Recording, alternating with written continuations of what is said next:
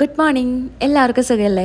അപ്പോൾ ഇന്നലത്തെ ബാക്കി റിവ്യൂലോട്ട് കിടക്കാം. വർഷയോട് ശ്രീകാന്ത് പറയുന്നുണ്ട്, നീ ആദ്യം നിന്റെ ഈ പ്രൊഫഷൻ ഒന്ന് മാറ്റി പിടിക്ക്. അവിടെ സീരിയലിലും സിനിമയിലും ഇങ്ങനെ അതും ഇതും പറഞ്ഞ് നിന്റെ മൈൻഡ് ആകെ മാറിയിരിക്കുക. നീ എന്തൊക്കെയാ പറഞ്ഞു കൂട്ടുന്നത്? ഞാൻ പറയുന്നതാവും പ്രശ്നം. എനിക്ക് പൈസ തന്നത് അവൻ്റെ ഈഗോ കാരണം തന്നെയാണ്. ഞാൻ കൊടുത്തതിലും 500 രൂപ കൂടുതലാണ് അവൻ എനിക്ക് തന്നത്. അപ്പം തന്നെ മനസ്സിലാക്കിക്കൂടെ എന്താ കാര്യമെന്ന്? നീ കണ്ടോ അവൻ എന്താ ഇനി ചെയ്യാൻ പോകുന്നതെന്ന്? രേവതിയെ കൊണ്ട് പണിയെടുപ്പിച്ച് പൈസ ഉണ്ടാക്കി അവൻ അത് വെച്ച് കുടിക്കും. അല്ലെങ്കിൽ നീ നോക്കിക്കോ. നിനക്ക് സച്ചിയെക്കുറിച്ച് മനസ്സിലാവാഞ്ഞിട്ടാ. സച്ചി അങ്ങനെയൊന്നും ചെയ്യില്ല. നീ ഏട്ടത്തിക്ക് പൈസ കൊടുത്തത് എനിക്ക് തന്നെ ഇഷ്ടപ്പെട്ടിട്ടില്ല. പിന്നെ സച്ചിയുടെ കാര്യം പറയണോ? അതുകൊണ്ട് സച്ചി ഇങ്ങനെയല്ലേ ചെയ്തുള്ളൂ. പൈസ തിരികെയല്ലേ തന്നത്. വേറൊന്നും സച്ചി പറഞ്ഞിട്ടില്ലല്ലോ. അത് വെച്ച് നീ സമാധാനിച്ചോ? ഈ സമയത്ത് ചന്ദ്ര അങ്ങോട്ട് കയറി വരുന്നുണ്ടായിരിക്കും. എന്താ അവിടെ പ്രശ്നം? എന്താ രണ്ടാളും സംസാരിക്കുന്നതെന്ന് ചന്ദ്ര ചോദിക്കാണ്. അത് പിന്നെ ആൻറ്റി, ഞാൻ സച്ചിയുടെ കാര്യം പറയായിരുന്നു. ഞാൻ രേവതിക്ക് പൈസ കൊടുത്തത് അവൻ അങ്ങ് ഇഷ്ടപ്പെട്ടിട്ടില്ല. അതുകൊണ്ടാണ് എനിക്ക് തിരികെ തന്നത്. അതെനിക്ക് മനസ്സിലായി മോളെ. അവൻ നിനക്ക് തന്നപ്പോഴേ ഞാൻ മോളോട് പറഞ്ഞതല്ലേ അപ്പൊ തന്നെ അവൾക്ക് പൈസ ഒന്നും കൊടുക്കണ്ട എന്ന്. അപ്പൊ മോള് കൊടുത്തിട്ടല്ലേ. ഇപ്പൊ മാത്രല്ല, ഇപ്പൊ അവനതാ ഒരു പൂക്കട കൂടെ അവൾക്ക് വെച്ചു കൊടുത്തിരിക്കുന്നു. ഇനി പറയും വേണ്ടായിരിക്കില്ല. വീടിന്റെ ഫ്രണ്ടിൽ ഒരു പൂക്കട. അതിനെന്താ അമ്മേ, അത് നല്ല കാര്യമല്ലേ? ഏട്ടത്തിക്ക് സ്വന്തമായിട്ടൊരു വരുമാനം കിട്ടുന്നത് നല്ല കാര്യമല്ലേ? നീ ഒന്നും മിണ്ടാതിരിക്കടാ. മറ്റുള്ളവർ കാണുമ്പോൾ എത്രമാത്രം മോശത്തിലാണെന്നറിയോ? നമുക്ക് ഒരു ഗതിയും ഇല്ലാത്തതുകൊണ്ടായിരിക്കും പൂക്കട വെച്ചിരിക്കുന്നത് എന്നാണ് എല്ലാവരും പറയൂ. മാത്രല്ല, ഇനി ശ്രുതിയുടെ അച്ഛൻ മലേഷ്യയിൽ നിന്ന് ഇങ്ങോട്ട് വരും, വർഷയുടെ അമ്മ വരും. ഇവരൊക്കെ കാണുമ്പോൾ എന്താ വിചാരിക്കുക? എന്തായാലും മോള് വിഷമിക്കണ്ട. അത് ഞാൻ എങ്ങനെയെങ്കിലും അവിടെ നിന്ന് മാറ്റും, അത് ഉറപ്പാ. അതും പറഞ്ഞ് ചന്ദ്ര അവിടെ നിന്ന് അങ്ങ് പോവാണ്. ആന്റി പറഞ്ഞത് തന്നെയാണ് ശരിയെന്ന മട്ടിൽ വർഷയും നിൽക്കുന്നുണ്ട്. പിന്നീട് രേവതിയെ സഹായിക്കാനായിട്ട് ചേച്ചിമാരൊക്കെ പൂ കെട്ടിക്കൊടുക്കുന്നുണ്ട്. അമ്മയും ദേവുവും ശരത്തൊക്കെ അവിടെ നിൽക്കുന്നുണ്ട്. രേവതിയാണെങ്കിൽ ഇങ്ങനെ സ്വപ്നം കണ്ടോണ്ട് നിൽക്കായിരിക്കും. ദേവു വന്ന് ചോദിക്കുന്നുണ്ട്, എന്താ ചേച്ചി തനിച്ച് നിന്ന് ചിരിക്കുന്നേ? ഒന്നുമല്ല, ഞാനിതൊക്കെ ഒരു സ്വപ്നമായിട്ടാണ് കാണുന്നത്. ഞാൻ ഒരുപാട് ആഗ്രഹിച്ചതാ ഇതുപോലൊരു പൂക്കട. അതെന്തായാലും നടന്നല്ലോ. എനിക്ക് ഒരുപാട് സന്തോഷമുണ്ട് മോളെ. സച്ചി എൻ്റെ അടുത്ത് പറഞ്ഞു, വർഷം നിനക്ക് ജോലി ചെയ്തതിന് പൈസ തന്ന കാര്യം. അവൾ അങ്ങനെയൊക്കെ ചെയ്യുമെന്ന് ഞാൻ ഒരിക്കലും വിചാരിച്ചില്ല. അതെ ചേച്ചി, ഞാനും വർഷയെക്കുറിച്ച് ഇങ്ങനെയൊന്നുമല്ല വിചാരിച്ചത്. ഇത് കേട്ട് ശരത്ത് പറയുന്നുണ്ട്, നീയൊക്കെ കൂടെ നടത്തി കൊടുത്തതല്ലേ കല്യാണം. അപ്പം ഇങ്ങനെയൊക്കെ തന്നെ ഉണ്ടാവുള്ളൂ. ശരത്തെ, നീ ഒന്നും മിണ്ടാതിരുന്നാ ഇനി ഈ ഒരു പേര് പറഞ്ഞിട്ട് അടുത്ത പ്രശ്നം ഇവിടെ ഉണ്ടാവും. ഇതൊക്കെ ഇപ്പൊ ഒന്ന് തീർന്നേ ഉള്ളൂ. നീ ഒന്നും മിണ്ടാതിരിക്കുക. അല്ല ചേച്ചി, ഞാൻ ഇനി വർഷയോട് സംസാരിക്കണോ? വേണ്ട വേണ്ട, വർഷ നല്ല കുട്ടിയാ. സച്ചേട്ടൻ്റെ പോലെ എടുത്തു ചാടിയിട്ട് എല്ലാവരുടെ മുൻപിലും വെച്ച് അങ്ങ് തുറന്നങ്ങ് പറയും. അത് തന്നെയാണ് അവളെയും പ്രശ്നം. വേറെ പ്രശ്നങ്ങളൊന്നുമില്ല. അപ്പം രണ്ടുപേരും അങ്ങോട്ടും ഇങ്ങോട്ടും എന്നും തല്ലായിരിക്കുമല്ലോ. അത് ശരിയാ, രണ്ടുപേരും കണ്ടാ അപ്പടിയാ. രണ്ടും ഒരേ സ്വഭാവ. സച്ചിയാണെങ്കിൽ 2 കവറൊക്കെ ആയിട്ട് വരുന്നുണ്ട്. എന്നിട്ട് അമ്മയുടെ അടുത്ത് കൊടുക്കുന്നുണ്ട്. ഇത് നിങ്ങൾക്ക് കഴിക്കാനുള്ള ബ്രേക്ക്ഫാസ്റ്റ് ആണ്. ഇത് രേവതിക്കുള്ളതാ. രേവതിക്ക് സ്പെഷ്യലാ. ഭൂരി മസാലയാ. എന്നും എനിക്കല്ലേ ഉണ്ടാക്കി തരാറ്. ഇന്ന് രേവതിക്ക് എൻ്റെ വക. എന്തായാലും ഇപ്പൊ സ്വന്തമായിട്ട് ഒരു സ്ഥാപനമൊക്കെ ഉണ്ട് സ്വന്തം പേരില്. അത് മറക്കണ്ട. അതെ, എന്നാലും സച്ചിയേട്ടാ, എൻ്റെ ആഗ്രഹം സച്ചിയേട്ടൻ നടത്തി തന്നുവല്ലോ. ഞാൻ സച്ചിയേട്ടനോട് പറഞ്ഞിട്ടില്ലെങ്കിലും എൻ്റെ മനസ്സറിഞ്ഞ് എല്ലാം സച്ചിയേട്ടൻ ചെയ്തു. എനിക്കതിൽ ഒരുപാട് സന്തോഷമുണ്ട്. ഇനി നിന്നെ ഞാൻ ഈ അടുക്കളയിൽ തളയ്ക്കാൻ ഉദ്ദേശിച്ചിട്ടില്ല. ഇനി ആരുടെ മുൻപിലും നീ താഴാനും നിൽക്കണ്ട എന്ന് സച്ചി പറയുമ്പോൾ രേവതിക്ക് ഒരുപാട് സന്തോഷമാവാണ്. മതി മതി, ഇനി ഈ ഭക്ഷണം കഴിച്ച് അങ്ങനെ രേവതിയുടെ കൈയും പിടിച്ച് ഉള്ളിലോട്ട് അങ്ങ് കൊണ്ടുപോവാണ് ഭക്ഷണം കഴിക്കാനായിട്ട്. ഈ സമയത്ത് അമ്മയ്ക്കും ദേവുവിനും ശരത്തിനൊക്കെ ഒരുപാട് സന്തോഷമാവുന്നുണ്ട്.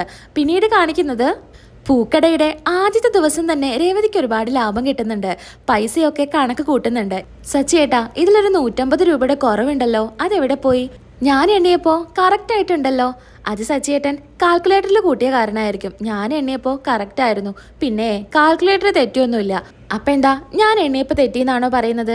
ഞാൻ പഠിക്കുന്ന കാലത്ത് കണക്കിലായിരുന്നു മുൻപിലുണ്ടായിരുന്നത്. ഞാൻ എണ്ണിയാലൊന്നും തെറ്റില്ല. എന്നാൽ ഞാനൊന്നുകൂടെ എണ്ണട്ടെ എന്ന് പറഞ്ഞ് സച്ചി എണ്ണാണ്. എണ്ണുമ്പോഴും സച്ചി പറയുന്നത് ഇത് കറക്റ്റ് ആണല്ലോ എന്നാണ്. അല്ല സച്ചിയേട്ടാ, ഒന്നും കൂടെ എണ്ണെന്ന് പറയാണ്. അപ്പോൾ 150 രൂപയുടെ കുറവ് കാണിക്കുന്നുണ്ട്. മനസ്സിലായോ? കാൽക്കുലേറ്ററിൽ സച്ചിയേട്ടൻ അടിച്ചപ്പോൾ നമ്പർ മാറിപ്പോയി കാണും. എനിക്കങ്ങനെ തെറ്റൊന്നുമില്ല. അങ്ങനെ സച്ചി ആലോചിക്കുന്നുണ്ട്, ആ 150 രൂപ എങ്ങോട്ട് പോയി എന്ന്. അത് ശരിയാണ് രേവതി, ഞാൻ വണ്ടിക്കാരന് പൈസ കൊടുത്തിട്ടുണ്ടായിരുന്നു. ചില്ലറ ഇല്ലാത്ത കാരണം പിന്നെ തരാന്നാ പറഞ്ഞത്. 150 രൂപ തരാനുണ്ട്. എന്നാലും നീ മിടുക്കിയാണ് കേട്ടോ. അങ്ങനെ വരവും ചെലവൊക്കെ നോക്കി കറക്റ്റ് കണക്ക് എഴുതി വെച്ച് 600 രൂപ ഇന്ന് ലാഭം കിട്ടിയതാണെന്ന് പറയാണ്. ഇത് കേട്ട് ചന്ദ്ര വരുന്നുണ്ട്. അപ്പൊ സച്ചി കുറച്ചുകൂടെ ഉറക്കെ പറയുന്നുണ്ട്, 600 രൂപ ലാഭം കിട്ടിയിട്ടുണ്ടെന്ന്. എന്താടാ, ഒരു മയക്ക് വെച്ച് അങ്ങ് വിളിച്ചു പറഞ്ഞോ, എല്ലാവരും കേൾക്കട്ടെ. എല്ലാവരും കേൾക്കട്ടെ, ഇന്നത്തെ ദിവസം 600 രൂപ കിട്ടിയിട്ടുണ്ടെന്ന്. എന്താ സച്ചി, രണ്ടാളും കണക്കൊക്കെ എഴുതി വെക്കാണോ? അച്ഛാ, ഇന്ന് 600 രൂപ ലാഭം കിട്ടിയിട്ടുണ്ട്. ആണോ? ഇനി അങ്ങോട്ട് വെച്ചടി കയറ്റം ഉണ്ടാവട്ടെ. ആ അച്ഛാ, ഒരുപാട് ഓർഡറൊക്കെ എടുക്കണം, പിന്നെ ഒരുപാട് പ്ലാനൊക്കെ എൻ്റെ മനസ്സിലുണ്ട്. മാത്രമല്ല ഇന്ന് 600 രൂപയാണെങ്കിൽ ചിലപ്പോൾ നാളെ അതിലും കൂടുതൽ കിട്ടും. എന്തായാലും നമുക്ക് സ്വന്തമായിട്ട് ഇതുപോലൊക്കെ ഒരു കടയൊക്കെ തുടങ്ങുമ്പോഴാണ് അതിൻ്റെ ഒരു സന്തോഷം മനസ്സിലാക്കാൻ പറ്റുള്ളൂ. അല്ലേ അച്ഛാ? അതേടാ, ഇനി നിങ്ങൾ ഇതുപോലെ മുന്നോട്ട് പോകട്ടെ. രേവതി അച്ഛൻ്റെ അടുത്ത് പറയുന്നുണ്ട്, അച്ഛാ ഈ 600 രൂപയ്ക്ക് നമുക്ക് എന്താ ചെയ്യുക എന്ന്. അങ്ങനെ ചന്ദ്ര പറയുന്നുണ്ട്, ആഹാ എന്നാ ഇതിന് നീ ഒരു താജ്മഹൽ അങ്ങ് പണിയേ, അത്രയും പൈസയുണ്ടല്ലോ, 600 രൂപയല്ലേ എന്നൊക്കെ പറഞ്ഞ് പരിഹസിക്കുകയാണ്.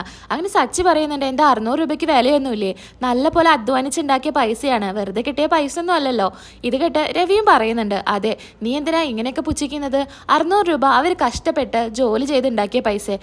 എന്തായാലും മോളെ നന്നായി, മോളെ അടുക്കളയിൽ കിടന്ന് കഷ്ടപ്പെടേണ്ട ഒരാവശ്യമില്ല. ഇനി തൊട്ട് നിനക്ക് സ്വന്തമായിട്ട് വരുമാനം കിട്ടുമല്ലോ.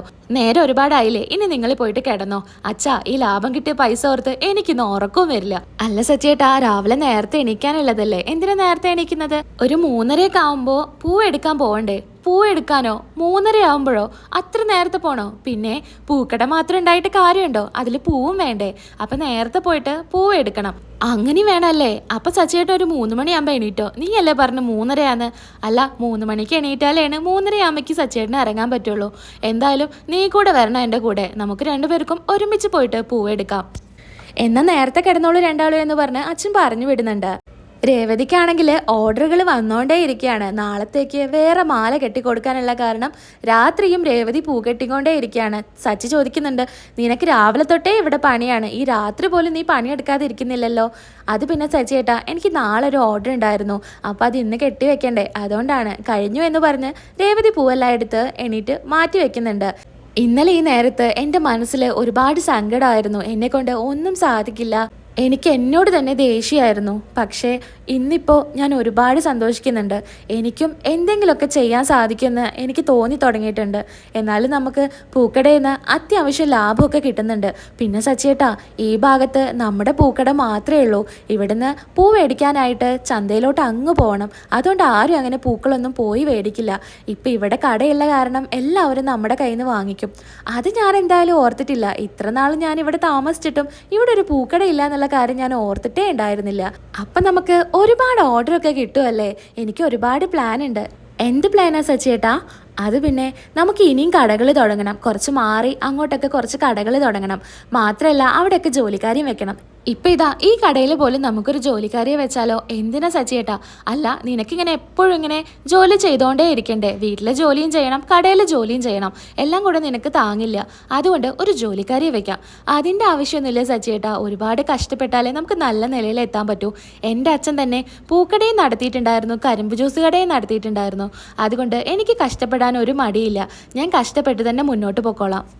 എന്തായാലും ഒരു പൂക്കടയൊക്കെ തുടങ്ങിയപ്പോൾ കുറച്ചും കൂടി വിവരം വെച്ചോന്നൊരു തോന്നല്. ഇതും പറഞ്ഞ് രേവതിയെ കളിയാക്കുന്നുണ്ട്. അത് മാത്രമല്ല രേവതി, എനിക്ക് വേറെയും പ്ലാനുകളുണ്ട്. കുറച്ച് ഓഫറുകളൊക്കെ വെക്കണം. എന്ത് ഓഫറുകൾ? അതായത് ഒരു 4 മുഴം മുല്ലപ്പൂ എടുക്കുമ്പോൾ 1 മുഴം മുല്ലപ്പൂ ഫ്രീ ആയിട്ട് കൊടുക്കാം, ഒരു 4 മാല എടുക്കുമ്പോൾ 1 മാലയും കൂടെ കൊടുക്കാം. പിന്നെ കല്യാണത്തിന് മാല മേടിക്കുന്നവർക്ക് അവരുടെ 20ാം വാർഷികത്തിന് 1 മാല ഫ്രീ ആയി അങ്ങ് കൊടുക്കാം. അപ്പം അവർ ഓഫറിന് വേണ്ടിയിട്ട് 20 വർഷം കാത്തിരിക്കണം അല്ലേ?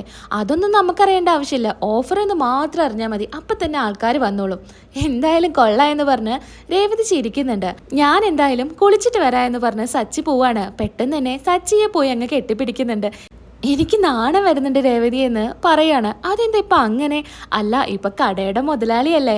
ഓഹോ, ഞാൻ കടയുടെ മുതലാളിയാണെങ്കിലും ഞാൻ എന്നും സച്ചിയേട്ടൻ്റെ ഭാര്യയല്ലേ എന്ന് പറയാണ്. ഇത് കേൾക്കുമ്പോൾ രേവതി അങ്ങ് കെട്ടിപ്പിടിച്ച് രണ്ടുപേരും ചിരിച്ചുകൊണ്ട് നിൽക്കുകയാണ്. അങ്ങനെ ഏകദേശം ഒരു 3:30-4 മണി ആകുമ്പോഴേക്കും എണീറ്റ് പൂവെടുക്കാനായിട്ട് പോവാണ്.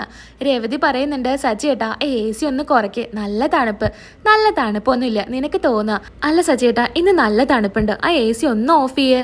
സച്ചിയേട്ടാ, എനിക്കൊരാഗ്രഹം കൂടെ ഉണ്ട്. എന്താഗ്രഹം? നമുക്ക് ഒരു കാറും കൂടെ വേണം. ഒരു കാറും കൂടെയോ? ഇതിപ്പോൾ എൻ്റെ കാറ് തന്നെയല്ലേ, അത് പോരാ, ഒരു കാറും കൂടെ വേണം. അത് നമുക്ക് ഓടാൻ കൊടുക്കാം. അങ്ങനെ 2 കാറ് സച്ചിയേട്ടന് വേണം. നോക്കാം, എന്തായാലും പൂക്കച്ചവടം ഒന്ന് ഗംഭീരമായിട്ട് മുന്നോട്ട് പോകട്ടെ എന്നൊക്കെ സച്ചി പറയാ. അങ്ങനെ പിന്നീട് പൂവെടുക്കാനായിട്ട് ചന്തയിലോട്ട് ചെല്ലുന്നുണ്ട്. പൂവൊക്കെ വാങ്ങിയതിന് ശേഷം രേവതിക്ക് ചായ വാങ്ങിച്ചു കൊടുക്കുകയാണ്. ചായ കുടിക്കുന്ന സമയത്ത് അവിടെയുള്ള ചേച്ചിമാർ വന്ന് ചോദിക്കുന്നുണ്ട്, രേവതി നിന്നെ ഇങ്ങോട്ട് കാണാറേ ഇല്ലല്ലോ, ഇപ്പോൾ പുതിയ കടയൊക്കെ തുടങ്ങിയെന്ന് അറിഞ്ഞു, എന്തായാലും നന്നായി വരട്ടെ. ആ ചേച്ചി എന്നാ ശരിയെന്ന് പറഞ്ഞ് അവര് പോകുന്നുണ്ട്. അങ്ങനെ ചായ കുടിച്ച് രണ്ടുപേരും ഇങ്ങനെ സംസാരിക്കുകയാണ്. ഈ നേരത്ത് ഒരു ചായ കുടിക്കാൻ നല്ല രസമാണല്ലേ രേവതി എന്നൊക്കെ സച്ചി പറയാണ്. അങ്ങനെ പിന്നീട് ഒരു കടയിൽ കയറിയിട്ട് രേവതിക്ക് ബ്രേക്ക്ഫാസ്റ്റ് വാങ്ങിക്കൊടുക്കുകയാണ്. രേവതി പറയുന്നുണ്ട്, ഇത് വേണ്ടായിരുന്നു, വീട്ടിൽ പോയി കഴിച്ചാൽ മതിയായിരുന്നു. വീട്ടിൽ പോയിട്ട് നീ എപ്പോൾ കഴിക്കാനാ? അതുകൊണ്ട് ഭക്ഷണം കഴിച്ചിട്ട് നീ പോയാൽ മതി. അത് പിന്നെ സച്ചിയേട്ടാ, നമ്മൾ മാത്രമല്ല ഭക്ഷണം കഴിക്കുന്നത്, വീട്ടിലാരും കഴിക്കില്ലല്ലോ, അവർക്കൊക്കെ ജോലിക്ക് പോകാനുള്ളതല്ലേ. അവിടെ അമ്മയുണ്ടല്ലോ, അമ്മ ഉണ്ടാക്കട്ടെ, ഒരു ദിവസമൊക്കെ അമ്മയ്ക്ക് ഉണ്ടാക്കാം. നീ എന്തായാലും ഭക്ഷണം കഴിക്കുക. എന്നാൽ നമുക്കൊരു കാര്യം ചെയ്യാം, എല്ലാവർക്കുള്ള ഭക്ഷണം നമുക്ക് വാങ്ങിച്ചുകൊണ്ട് പോവാം. വേണ്ടെന്നല്ലേ നിൻ്റെ അടുത്ത് പറഞ്ഞത്, നീ ഭക്ഷണം കഴിച്ചതെന്ന് പറയാണ് രേവതിയുടെ അടുത്ത്. അങ്ങനെ പിന്നീട് കാണിക്കുന്നത് ചന്ദ്ര ഓർഡർ ഇടാണ് രാവിലെ തന്നെ. എടി രേവതി, ചായ എടുക്ക്, എത്ര നേരമായി നിന്നെ ഞാൻ വിളിക്കുന്നു, ഇതുവരെ നീ എന്താ ചെയ്യുന്നതെന്നൊക്കെ ഉറക്കെ ഒച്ച വെക്കുകയാണ്. ഇത് കേട്ട് രവി വരുന്നുണ്ട്. നീ ഇനി എങ്ങനെ ഒച്ച വെച്ച് വിളിച്ചാലും രേവതി വരില്ല. അതെന്താ അവള് വരാത്തത്? അവൾക്ക് തിരക്കാണ്, അതുകൊണ്ട് അവള് വരില്ല. അവള് രാവിലെ തന്നെ 4 മണിയാകുമ്പോൾ പൂ എടുക്കാൻ പോയി സച്ചിയുടെ കൂടെ. പിന്നെ അവളെ എവിടുന്ന് വരാനാ? നീ തന്നെ പോയിട്ട് ചായ എടുത്തു വാ. ഞാൻ പോയി ചായ എടുക്കേ? പിന്നെ ആര് പോയി ചായ എടുക്കാനാ? ചായ എടുക്കാന്ന് പറഞ്ഞപ്പോൾ നിന്റെ മുഖത്ത് എന്താ കഷായം കുടിച്ച പോലത്തെ എക്സ്പ്രഷൻ വരുന്നത്? നീ പോയിട്ട് ചായ എടുത്തിട്ട് വാ എന്ന് രവി ചന്ദ്രയുടെ അടുത്ത് പറയാണ്. ഈ സമയത്ത് ദേഷ്യത്തോടെ ചന്ദ്ര ഇരിക്കുന്നുണ്ട്. അവിടെ വെച്ച് എപ്പിസോഡ് അവസാനിക്കുക.